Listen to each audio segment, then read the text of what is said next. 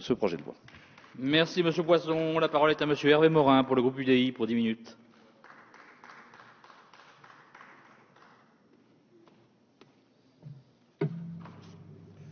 Monsieur le Président, Monsieur le Ministre, Monsieur le Président rapporteur, mes chers collègues, nous avons déjà largement développé et ressassé les mêmes arguments. C'est pourquoi je limiterai mon intervention à 3 points.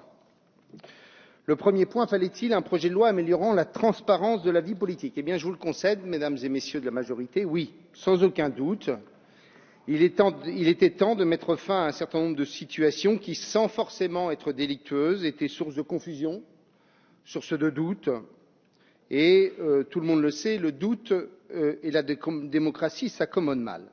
Je pense à un certain nombre de métiers, comme celui de conseil, notamment lorsqu'ils sont exercés après des fonctions ministérielles. Je pense à un certain nombre de fonctions dans des entreprises ayant intérêt avec l'État. Et je pense enfin aux risques liés à l'activité professionnelle d'un membre proche de la famille d'un élu. Depuis longtemps, la République avait su créer un régime d'incompatibilité relativement efficace entre les fonctions publiques électives et non électives pour protéger les élus de l'État. Je crois qu'il était temps de mettre de l'ordre entre les fonctions publiques électives et les activités privées. Deuxième point, ce projet de loi protège-t-il la démocratie des affaires comme celle de M. Cahuzac? Bien sûr que non.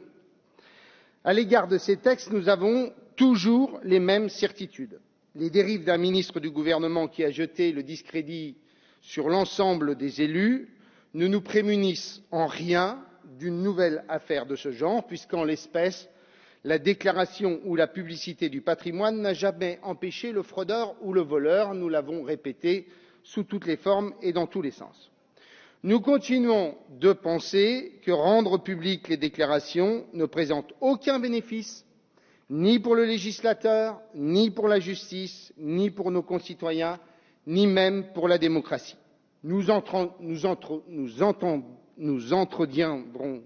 le voyeurisme, vous n'êtes pas le seul, l'antiparlementarisme et aussi le populisme. Une dernière fois, le vrai sujet, ce n'est pas la publication du patrimoine, mais bien le contrôle de son évolution. C'est pourquoi nous sommes favorables à la création de cette haute autorité, dotée de moyens de contrôle et d'investigation suffisants, pouvant notamment travailler avec l'administration fiscale, et donc en situation d'apprécier s'il y a eu ou non enrichissement personnel injustifié au cours du mandat ou de l'exercice d'une fonction gouvernementale. L'extension des contrôles des patrimoines aux pouvoirs exécutifs locaux à partir d'un certain seuil de population est aussi, disons-le, le bienvenu, comme l'est par exemple la publication de la réserve parlementaire, et c'est beaucoup mieux que de la supprimer pour en éviter éventuellement les dérives. Troisième point, ce texte est-il indemne de graves défauts? Il contient à mon sens au moins 3 défauts majeurs, raison pour lesquelles une partie du groupe UDI s'abstiendra et une partie du groupe UDI votera contre.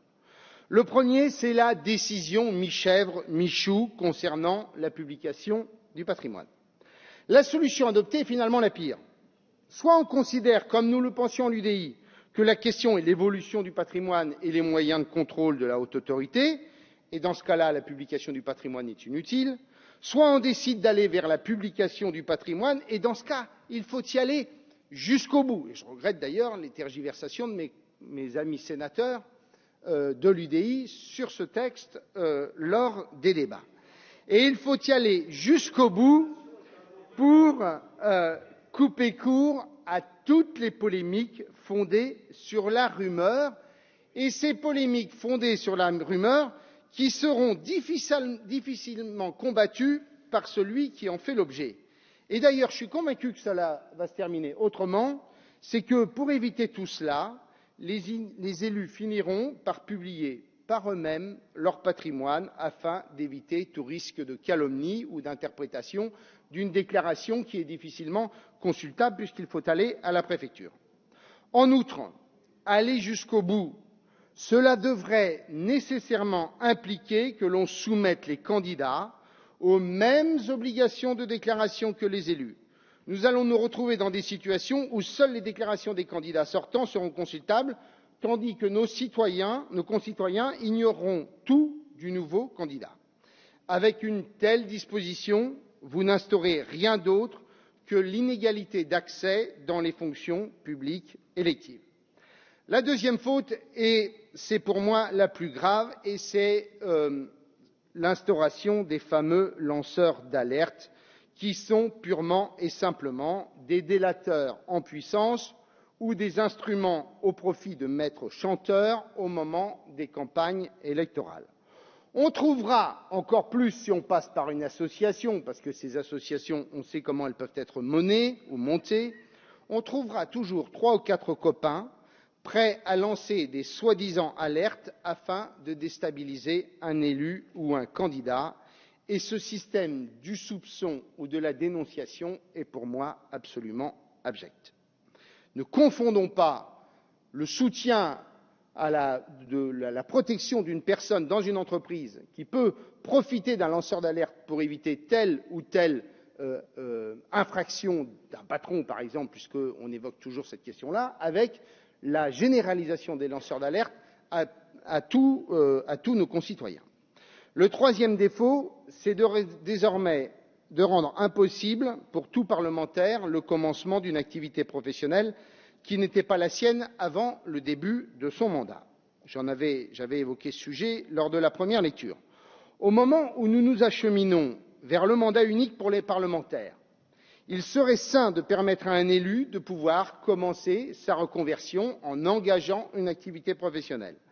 En enfermant les parlementaires dans un carcan, l'oxygénation et le renouvellement de la classe politique, mais aussi la capacité de passer d'une fonction nationale à une fonction locale seront entravées. Dommage enfin que la majorité maintienne une profonde iniquité au sein de cette Assemblée entre ceux qui, à l'issue de leur mandat, auront la certitude de retrouver leur poste et leur fonction car ils appartiennent à la fonction publique, et ceux qui sont issus du secteur privé. C'est pourquoi nous continuons à dire que les fonctionnaires devenus députés ou sénateurs devraient être dans l'obligation de démissionner de la fonction publique à l'issue de leur premier mandat, comme en Allemagne. Est-ce que finalement ce texte, en conclusion, restaurera la confiance entre les politiques et les citoyens? Je crois, mes chers collègues, qu'il faut ne nous faire aucune illusion en la matière, car la restauration de la confiance entre les politiques et les citoyens, cela fait 20 ans que je l'attends dans cet hémicycle à chaque projet de loi.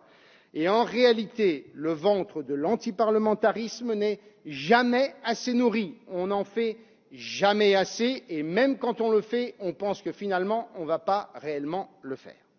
D'autre part, la question de la confiance, c'est d'abord et avant tout le fait de tenir ses engagements, et de tenir ses engagements lorsqu'on accède au pouvoir, et en l'occurrence, s'il y a bien un élément, François Hollande étant probablement le champion en la matière, c'est d'abord de tenir les engagements qu'on prend durant une campagne électorale et qu'on les mette ensuite en œuvre. Et enfin, permettez-moi cette petite incise dans le débat, je crois que plus profondément, à travers cela, ce serait un long débat que nous aurons peut-être un jour, c'est que la démocratie française est malade de l'élection du président de la République au suffrage universel direct, qui correspondait à une époque et qui correspondait à un homme, et qui est aujourd'hui anachronique dans une société moderne, source de profond dérèglement de la vie politique française et de désillusions qui à chaque fois fâchent les citoyens avec la politique.